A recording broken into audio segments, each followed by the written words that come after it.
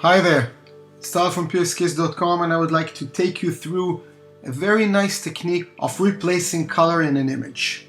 I want to replace this deep red color with a different color, let's say a bright yellow or a bright blue. Anyway, a color which is brighter than the original one, and I want full control of the brightness. Now let's see how it's done. Step 1, you add a hue saturation adjustment layer. Take the saturation all the way down to -0. Add another adjustment layer, curves, and at this point you do nothing with it. This is going to be our brightness and contrast control of the final color. Next step, add a solid color layer. Now I'm going to choose a bright yellow. This of course covers the image with a flat color, so I'm going to change the blend mode in the layers panel from normal to color. Now you see the whole image is colored with yellow. Don't worry, it's going to change in a few moments.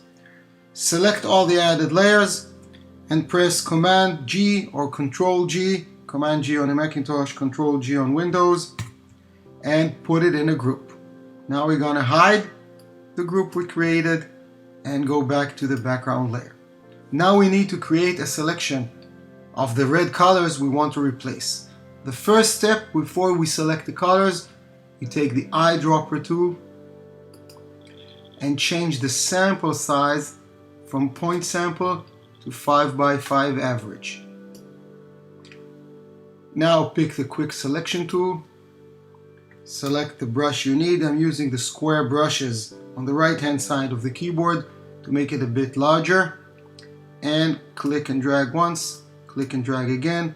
Then I keep on clicking and dragging in the red color areas I would like to colorize. Now don't bother being over accurate. This can be fixed in no time in the mask we're going to create in a moment. Now if we got a bit further where we don't want it to be, hold down the Alt key and subtract the unwanted areas, like here as well. Okay, add a bit here. That's good enough for me.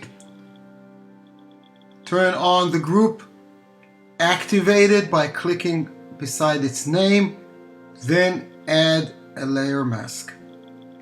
And there you go, only the red areas are colorized. As you can see, our mask is not accurate, so we're going to zoom in, take the brush tool, and with white as your foreground color, you add areas to the mask. Make the brush a bit larger. Now I'm using the easiest technique. Click on one place, hold down the Shift key, and click on another place. And Photoshop draws a straight line between the clicks. And I keep on holding the Shift key and clicking. And I continue doing this all around the mask till it's perfectly done. This takes a few minutes, nothing to worry about. Oops, I got it wrong. Click the X key, switch to black, and exclude the areas I don't want. X again, back to white, and I add more areas to the mask that will be colorized in my yellow. Once you've finished editing your mask, open the group, go to the curves layer, and in the curves properties, start controlling the color. I wanted this to be bright, so I'm taking the curve, dragging it upwards until I get the brightness I want.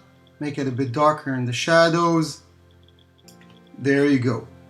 Now if you want to change the color to a different color, no problem. Simply double click the solid color layer icon, select any color you want, and if you want it to be darker, Go back to the curve layer, back to default, and make it darker. Add some contrast, and there you go. If you want to add some filters, let's zoom out a bit. If you want to add some filters, let's say make this image deeper or add some sharpness, go to the topmost layer, hold down the Alt key, go to Layer, Merge Visible, and there you go. You got a new layer. Now in the filter menu, convert it to a smart filter, click OK, and add the filters you want. I want to make this image look a bit deeper, so I'm going to Filter, Sharpen, Unsharp Mask, and I'm going to use 25 for the amount and 75 for the radius. See before and after. Put 3 in threshold, so make it a bit subtle. And there you go. To add some sharpness, again, Filter, Sharpen, Smart Sharpen.